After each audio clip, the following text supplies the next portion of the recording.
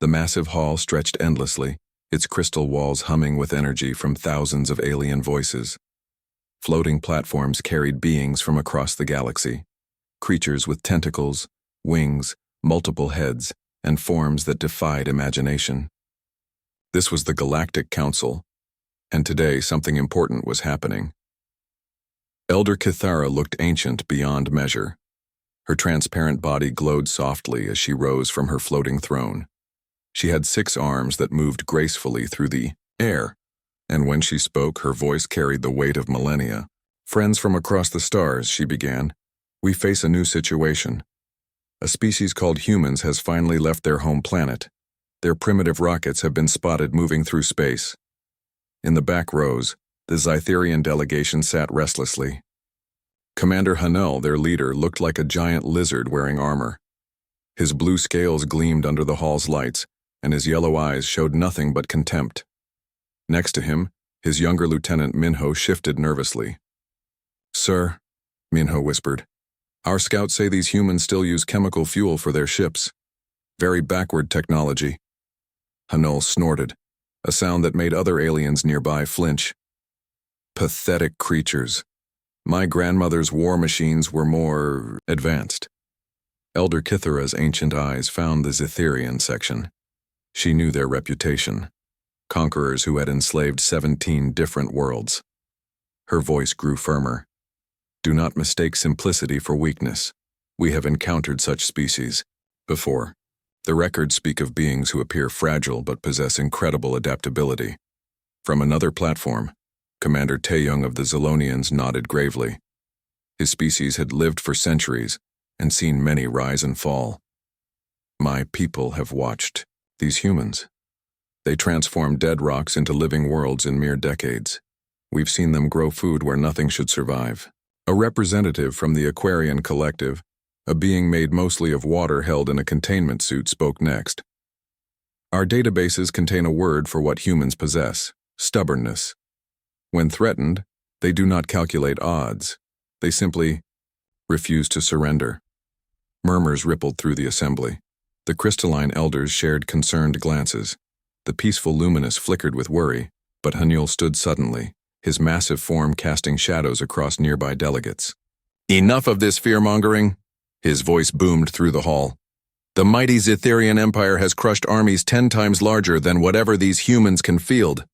We destroyed the Draxi war machine in 3 days." Lieutenant Minho tugged at his commander's arm. "Sir, perhaps we should listen to the Council's wisdom." "Wisdom?" Hanel laughed harshly. "Look around you. Half these species hide behind energy shields on their own planets. They speak of human stubbornness because they've forgotten what real strength looks like." An ancient Zilonian scholar, her tentacles, swaying with age, tried once more. "Commander, our archives contain stories of humans from their own world. They speak of something called spite, a force that makes them fight harder the more impossible their situation becomes." "Spite. Stories?" Hanul's eyes blazed. "I've seen 1,000,000 aliens, conquered 1,000 worlds. These humans are no different from all the others who knelt before Zytherian might." The hall fell silent. Even the constant hum of translation devices seemed to quiet. Elder Kithara's voice cut through the stillness. "The choice is yours, Commander. But know this. Ignore these warnings at your peril. We have seen what happens when a species underestimates humanity's capacity for creative problem-solving." From the ethereal section, a being of pure energy pulsed urgently. "They have something else too. They call it spite. A dangerous emotion that makes them more resourceful when cornered, like a trapped animal that becomes twice as deadly." Hanel turned to leave, his heavy boots clanging against the crystal floor.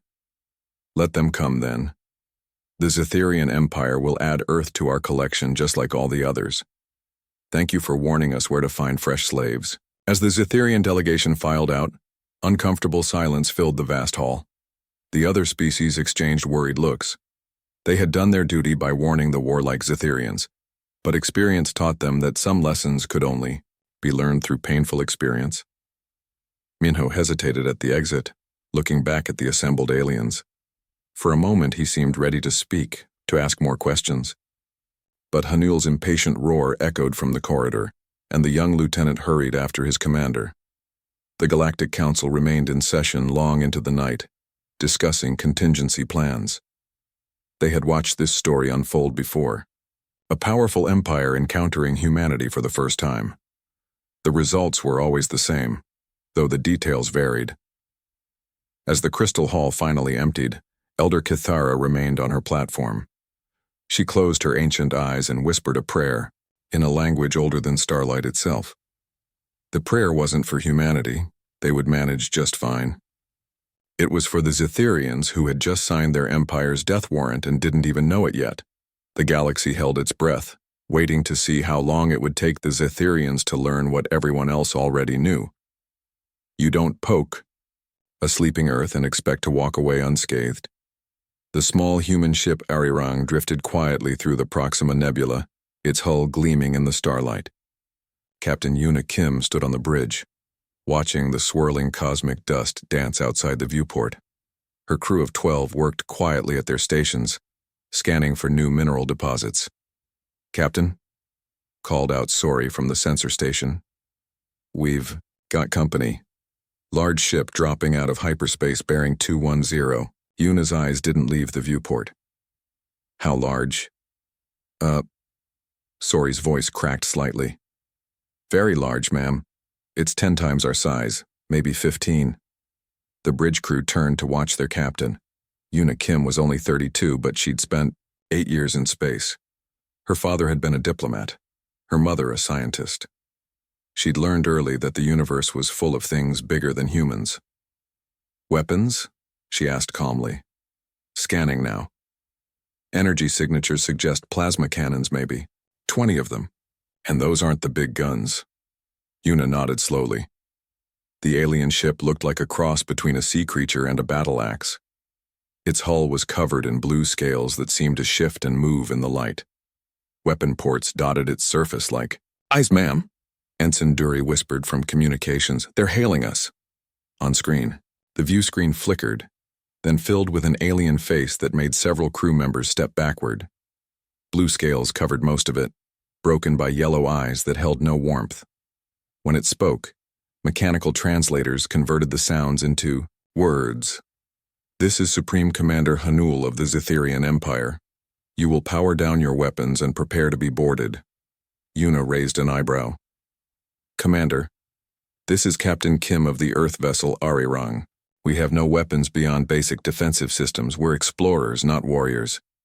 Hanul's lipless mouth curved in what might have been a smile. "All ships are weapons, human. You will surrender your vessel immediately." "I'm sorry, but that's not going to happen. However, we'd be happy to discuss trade agreements or cultural exchange." The alien commander's eyes blazed. "You dare refuse the Zetherian Empire? We have conquered 17 worlds."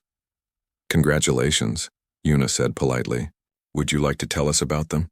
We're always interested in learning about new civilizations."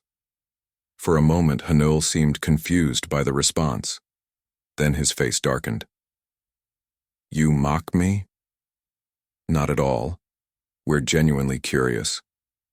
Earth history shows us that every culture has something valuable to offer." Behind Hanul, a younger alien leaned forward. This was Minho, his lieutenant. "Sir, perhaps we should—" "Silence," Hanul snapped. He turned back to the screen. "Humans, you will submit to Zetherian authority or face the consequences. We do not negotiate with inferior species." Yuna's expression didn't change, but her crew noticed her hands clench slightly. "I see. And what exactly are these consequences?" Hanul gestured to someone off-screen. A moment later, the space near Arirang lit up like the sun. A massive plasma beam lanced through the void, striking an asteroid roughly the size of a shopping mall. The rock simply ceased to exist. "That," Hanul said, "was a demonstration. The next shot will not miss your ship." Yuna nodded thoughtfully. "Impressive. Our compliments to your weapons team." "Then you surrender?" "I'm afraid not. But we appreciate the demonstration." Ari rang out. Before Hanul could respond, the human ship vanished. The Zetherian bridge erupted in chaos. Officers scrambled at their stations, scanners sweeping frantically through space. "Where did they go?" Hanul roared. "Unknown, sir," reported the scanner officer. "They just disappeared. No warp signature, no energy trail, nothing. Find them." "We're trying, sir, but it's like they never existed." Minho cleared his throat nervously. "Sir, should we report this to headquarters? The humans clearly have advanced stealth capability." "Report what?" Hanil's voice was deadly quiet. "That humans ran from our superior firepower? This proves their cowardice." Unknown to the Zetherians, the Arirang remained nearby, cloaked by technology adapted from a crashed alien probe found decades earlier. Yuna and her crew watched and listened, recording everything. "Ma'am," whispered Chief Engineer Daewin, "their shields show a rotating frequency, and those plasma cannons, they're powerful but have a significant recharge time." Yuna nodded. "Keep recording. Send everything back to Earth on the next quantum pulse." Sori leaned close. "Captain, that was either very brave or very stupid." "What we just did, I mean." "Maybe both," Yuna admitted, "but we needed to see what we're dealing with, and now we know." On the Zytherian ship, Hanul was addressing his crew. "Set course for Zytherian Prime. We'll report that the humans fled immediately. Upon seeing our power, High Command will be pleased to know they're cowards." Lieutenant Minho wasn't convinced. "Sir, with respect, they didn't seem frightened, and that stealth technology is crude Federation technology, nothing more. Prepare the invasion fleet. These humans clearly fear us. The conquest will be swift and profitable." As the Zetherian ship departed, the Arirang decloaked briefly. Yuna stared at where the alien vessel had disappeared. "Ensign Dury, prepare a message for Earth Command. Priority 1. "Yes, ma'am." Yuna's message was simple. "First contact with hostile aliens. Request all available data on rapid industrial conversion. We're going to need it." She didn't know it then, but those words would spark the largest military preparation in human history. Within 6 months, every human colony would transform from peaceful settlements into fortified positions. The Zytherians had made their first mistake. They'd shown humans exactly what they were dealing with, and then given them time to prepare. 3 months had passed since the first encounter. The Zetherian invasion fleet hung in space like a deadly cloud above New Jeju, the human colony that looked easiest to conquer. 12 massive warships formed a perfect attack formation, their blue-scaled hulls gleaming under the system's twin suns. Commander Hanul stood on the bridge of his flagship, the Razor Dawn. Through the viewport, New Jeju looked peaceful and helpless. Small domed buildings dotted the planet's surface, connected by simple roads. Farmland stretched between settlements, showing neat rows of crops that somehow grew in the alien soil. "Scan report," Hanul commanded. Officer Kyungmin bent over his instruments. "Minimal defenses detected, sir. Basic energy shields around the main settlements. Ancient missile sites probably left over from their colonial wars. Nothing that can threaten us." Hanul nodded with satisfaction. "As expected, humans are farmers, not warriors." Lieutenant Minho looked uncomfortable. "Sir, the lack of defenses seems odd. After our demonstration with their scout ship, shows their cowardice," Hanul interrupted. "They hope we'll pass them by if they don't appear threatening. Foolish." Below them, New Jeju continued its daily routine. Children played. In the domed cities, farmers tended their crops. Transport vehicles moved supplies between settlements. Everything looked perfectly normal for a human colony. "Sir," reported scanner operator Jiwoo, "we're detecting some unusual readings underground. Might be mining operations." "Irrelevant. Begin the assault. Target their power grid first. Once they're in the dark, they'll beg for mercy." The first wave of plasma beams lanced down from the Zytherian ships. They struck exactly where the computers predicted, hitting what appeared to be the main power stations. Explosions lit up the night side of the planet. But something was wrong. "Sir, we're hitting dirt," called out a gunner. "Those buildings weren't real." Before anyone could respond, New Jeju transformed. The ground itself seemed to come alive. Hills that looked natural split open, revealing hidden launch bays. Underground facilities that the scanners had missed entirely suddenly appeared.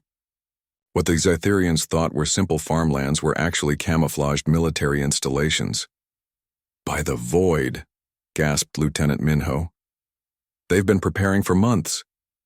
Human fighters emerged from concealed runways, moving in patterns that used the planet's terrain brilliantly. They weren't trying to fight in open space, and they were making the Zytherians come down into an prepared killing ground. The weapons that erupted from hiding positions weren't human designs.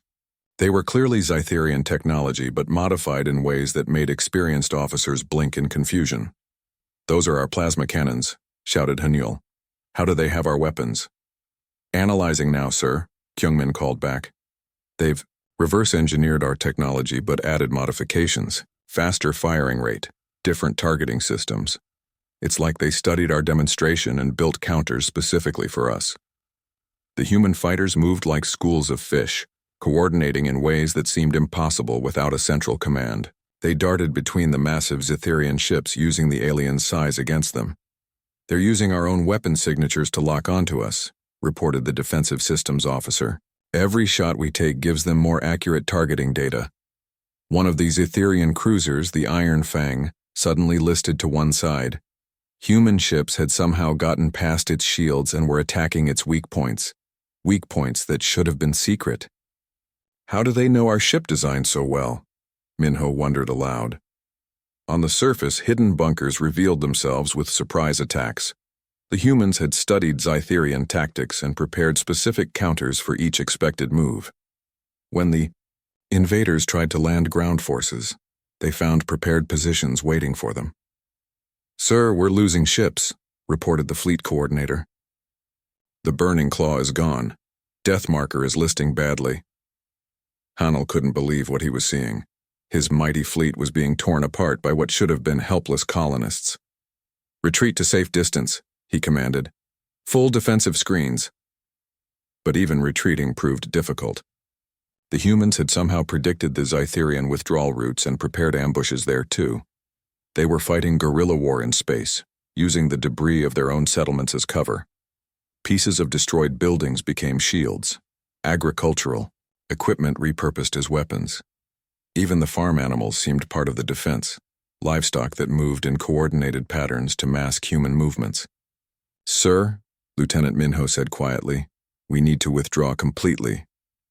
Hanul's pride warred with the reality before him. In 12 hours, his invasion force of 12 ships had been reduced to 2 heavily damaged vessels. The humans weren't just beating them, they were embarrassing them. "Retreat," he finally commanded.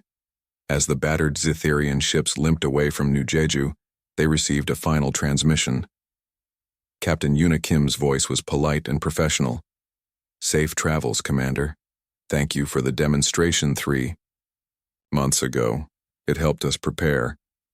Hanul stared at the screen in realization. "They used our own show of force to study us." "Yes, sir. Every energy reading, every weapon frequency, every tactical pattern. They recorded it all and built their defenses accordingly." The remaining Zytherian fleet jumped to hyperspace, leaving behind a graveyard of burning ships. On New Jeju, children were already coming out of their shelters to watch the alien ships disappear. For them, it had been an exciting day watching the adults practice their alien invasion game. As news of the defeat spread through Zytherian space, reactions varied. Some called it impossible, others demanded investigations. A few wise commanders quietly began requesting all available data on human military capabilities. The humans had demonstrated something terrifying to the Zytherians. They didn't just adapt to threats, they evolved into something specifically designed to counter those threats. Every Zytherian advantage had become the blueprint for their own defeat. The galaxy watched and waited. Some species had warned the Zytherians. Others simply observed with interest. A few even began placing bets on how long it would take the proud empire to learn what everyone else already knew. Humans didn't just fight wars. They turned wars into learning experiences. News of the disaster at New Jeju spread through Zetherian space like wildfire. In the capital city of their homeworld, citizens gathered around public screens, unable to believe what they were hearing. Their mighty Second Fleet, 300 ships strong, was being mobilized for war. High Command had chosen General Ariam to lead this massive force. Unlike the hot-headed Hanul, she was known for cold calculation and meticulous planning. Her pale blue scales bore the scars of 30 battles, each one a victory. "This time will be different," she told her assembled officers. "We bring overwhelming force. No tricks, no surprises, just raw power." But across the galaxy, other species watched with growing interest. The peaceful Luminous had started a betting pool. The aquatic Delphians made jokes about Zetherian pride versus human stubbornness. Even the ancient crystalline elders sent observers to watch what they already knew would be a disaster. Meanwhile, on Earth, Admiral Yuna Kim stood in the command center deep beneath Geneva. Holographic displays showed the approaching Zetherian armada, a cloud of death moving toward human space. 300 ships, reported her tactical officer Mina. The largest fleet they've ever assembled. Yuna nodded calmly. They still think this is about size. In the months since New Jeju, human colonies had been busy, but not in ways the Zetherians expected. Children still played in parks. Farmers still tended crops. Life continued normally, except for the small details that only trained eyes would notice. "Deploy the Trojan asteroids," Yuna ordered. Between Zetherian space and Earth drifted thousands of asteroids. Common space rocks barely worth noticing. The Zetherian fleet passed by them without a second glance. Big mistake. As the invasion force moved past, the asteroids suddenly came alive. Hidden bases that looked like natural rocks revealed themselves. Human ships poured out like angry wasps, attacking from positions the enemy had thought were empty space. But this was only the beginning of human creativity. "Sir," called out a panicked Zetherian scanner operator. "We're receiving music broadcasts. They're making fun of us?" It was true. Human radio signals filled space with mocking songs about Zetherian defeats. Comedy shows reenacted the Battle of New Jeju with puppets. Earth's children had written poems about the scary blue lizards who thought they were tough. General Ariam gritted her teeth. Ignore the propaganda, continue the advance. But the psychological warfare continued. Human broadcasts played recordings of Zetherian commanders making boastful claims before battles, followed by news of their defeats. They analyzed Zetherian military history, pointing out patterns of failure when facing determined enemies. "Did you know?" one broadcaster cheerfully explained, "that every species that joined the Zetherian Empire has internal resistance movements? Turns out being conquered doesn't make you loyal." Who could have guessed? The humans had studied more than just Zetherian technology. They'd researched their culture, their psychology, their fears. Every broadcast was designed to make the aliens angry and careless. "They're trying to make us emotional," Lieutenant Minho warned General Ariam. He'd been transferred from Hanul's command after New Jeju. "This is psychological manipulation." "I know," Ariam replied coldly, "but it won't work on me." The first real battle came at Titan Station, an old mining platform that humans had supposedly abandoned. The Zetherians moved in to clear it as a forward base. They found it wasn't abandoned at all. The mining equipment had been converted to weapons. Industrial lasers became ship killers. Ore carriers turned into missile platforms. Even the station's waste processors had been weaponized, launching clouds of debris that confused sensors and damaged ships. "They're using garbage as ammunition," reported a stunned Zetherian officer. But worse than the weapons was the tactics. Human defenders seemed to know exactly what the Zetherians would do before they did it. Every attack met prepared positions. Every flanking maneuver found ambushes, waiting. "It's like fighting an enemy that can read minds," muttered Colonel Daywin after his assault force was repelled. The truth was simpler and more terrifying. Humans had spent months studying Zetherian military doctrine. They'd analyzed thousands of battles, identifying patterns and preferences. The Zetherian Tactical Manual was now standard reading in every human military academy. General Arium realized this during the third failed assault. They've turned our own predictability against us. Every time we follow standard doctrine, they're ready. Should we change tactics? Asked her communications officer, Kyung. To what? Humans adapt faster than we can change. It was true. Every new Zetherian strategy was countered within hours, sometimes minutes. Human commanders seemed to have an endless supply of creative solutions.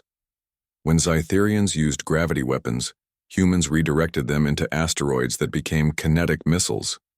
When they deployed jamming fields, humans switched to light signals and musical codes. When they tried biological attacks, they found humans had already developed countermeasures. Sir, reported Intelligence Officer Ban, we've captured some human communications. They're treating this like a training exercise? What do you mean? They're rotating fresh commanders into battle zones to gain experience. Veterans are teaching newcomers. It's like they're using our invasion as military education. General Arium felt a chill that had nothing to do with temperature. They're not just fighting us. They're learning from us. The final blow came when human forces somehow infiltrated the Zetherian command network.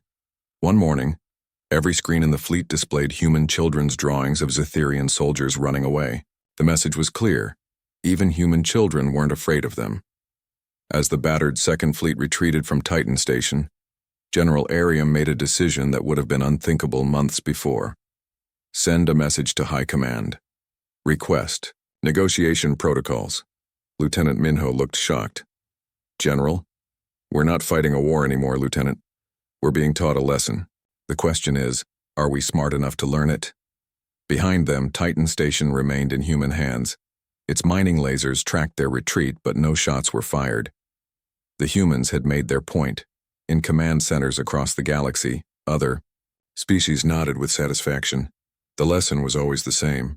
You don't fight humans, you learn from them. Or you keep fighting until there's nothing left to learn with. The Zetherians were about to discover which type of species they were. The Zetherian High Command was in chaos. Emergency meetings ran day and night in the capital city of Zither Prime. The great halls that once echoed with victory celebrations now hosted urgent debates about survival. We've lost 12 fleets, announced War Minister Taiho, his blue scales pale with exhaustion. 300 ships destroyed or captured, our best generals defeated. Emperor Jaesung sat on his crystal throne, looking older than his 1,000 years. How is this possible? They're just humans.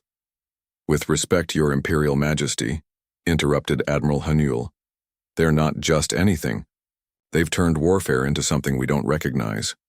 The Emperor's 6 eyes narrowed. Explain. Hanul activated a holographic display showing battle footage from the Titan Station engagement. Watch this. They used mining equipment as weapons, industrial tools as shields. They don't fight like any species we know. They adapt, added General Arium, still recovering from her failed campaign. Faster than we can respond, every tactic we use teaches them something new. Across the galaxy, other species watched the Zetherian crisis with various emotions. The peaceful Aquarians felt sympathy. The warrior Draxi felt vindicated. They'd told everyone not to underestimate humans. The ancient crystallines simply observed, knowing how this would end. On Earth, Admiral Yuna Kim stood in the command center watching the final phase of their defensive plan unfold. The Zetherians were coming for Earth itself, their last desperate gambit. But humans had prepared one final surprise. Execute Operation Mirror, she commanded. As the remaining Zetherian forces approached the Sol system, they found nothing. Earth was gone. Luna had vanished. Even the space stations had disappeared. Impossible, breathed Commander Minho, now in charge of what remained of the invasion fleet. You can't hide entire planets. But humans had done exactly that. Massive artificial constructs, disguised as space debris and background radiation, surrounded Earth like a shell. To enemy sensors, the blue planet simply didn't exist. Sir, reported his scanner officer, voice shaking, we're receiving a transmission. All frequencies. The image that appeared on screens throughout the Gytherian fleet showed Admiral Yuna Kim sitting in a simple chair. Behind her, Earth was clearly visible through a window. Greetings, forces of the Zitherian Empire, she began politely. You've traveled far, and we appreciate your persistence. However, this war ends now. Emperor Jaesung appeared on another screen, having chosen to personally oversee this final assault. You have hidden like cowards. Come out and face us. Yuna smiled slightly. Your Majesty, we're not hiding, we're broadcasting, to everyone. Suddenly, screens across Zitherian space lit up. Every civilian communication network, every military channel, every personal device, all showed the same footage. It was a complete recording of the war. The Galactic Council's warnings, the unprovoked attacks on human colonies, the destruction of evacuation ships. Every war crime committed by Zitherian forces documented in perfect detail. This is propaganda, shouted the Emperor. This is truth, Yuna replied calmly. Your own ship's records, your own communications.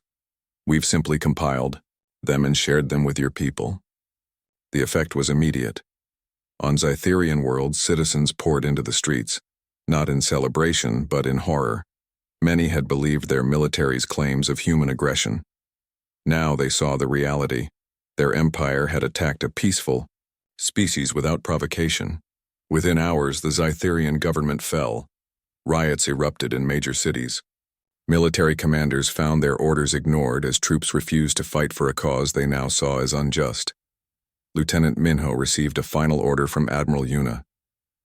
Dock at the following coordinates. Come alone. An old friend wants to speak. With you. The small Zitherian shuttle approached the human vessel New Soul. Minho had served under Hanil during the first encounter, had witnessed every battle since. He knew he was beaten, but curiosity drove him forward. He found himself in a simple white room aboard the human ship. Admiral Yuna entered, carrying 2 cups of tea. Her uniform was neat, but not intimidating. She looked tired, but not angry. Admiral, Minho said carefully, I am your prisoner? You're my guest, she replied, offering him a cup. Your people are in no position to continue fighting, but we don't want prisoners. We want understanding. Minho accepted the tea, surprised by the gesture. I don't understand your species. We had superior weapons, larger fleets. Tools don't fight wars, Yuna said simply. People do. And when people are fighting to protect their homes, their families, their way of life, they become very dangerous. But how? How did you always know what we would do? Yuna sat across from him. You made the same mistake many species make. You assumed we were like you. We're not. When threatened, we don't just fight. We learn. She activated a small display showing battle analyses. Every attack you made taught us more about your tactics, your weaknesses, your patterns. You were teaching us how to beat you, and we're very good students. Minho stared at the data. We thought you were cowards when your first ship disappeared. We were gathering intelligence. Every interaction, every battle, every transmission, we recorded everything. Then we shared it with our best minds. Military, historians, psychologists, engineers, even children. Everyone contributed ideas. Children? Minho looked puzzled. Children see solutions adults miss. They don't know what's impossible. One 8-year-old suggested hiding planets behind artificial constructs. Her parents were astronomers who made it possible. The tea was warm and had a pleasant taste. Minho found himself relaxing despite the circumstances. What happens now? That depends on your people. War crimes tribunals will be held, supervised by the Galactic Council. Reparations will be paid. Your military will be disbanded. And us? The soldiers? Yuna's expression softened. Those who acted honorably will find new lives. Some may even become teachers, helping others understand how this happened, so it never happens again. Over the following months, the galaxy watched as the Zitherian Empire transformed. The Emperor was exiled. War criminals faced justice. The military was replaced with peacekeeping forces focused on disaster relief and exploration. Hanul, the commander who started it all, found himself working as a cultural attaché on a neutral world. His job was explaining Zetherian history to other species, particularly the part about their war with humanity. "Why didn't they just destroy us?" asked a young Aquarian student during one of his lectures. Hanul considered the question carefully. "Because they're not us," he finally replied. "When we win, we conquer. When humans win, they educate. They defeated us so completely that we had to learn from them. And the lesson?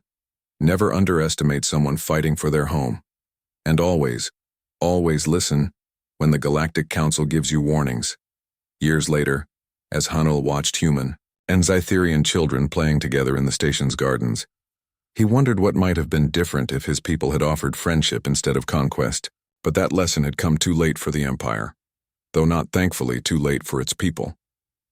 The galaxy remembered this war as the last time anyone underestimated humanity. The lesson was clear. Don't wake the humans unless you're prepared for what follows. Because once awake, they don't just fight. They think, adapt, and turn every attack into a lesson about better ways to defend themselves. And humans, it turned out, were very good teachers.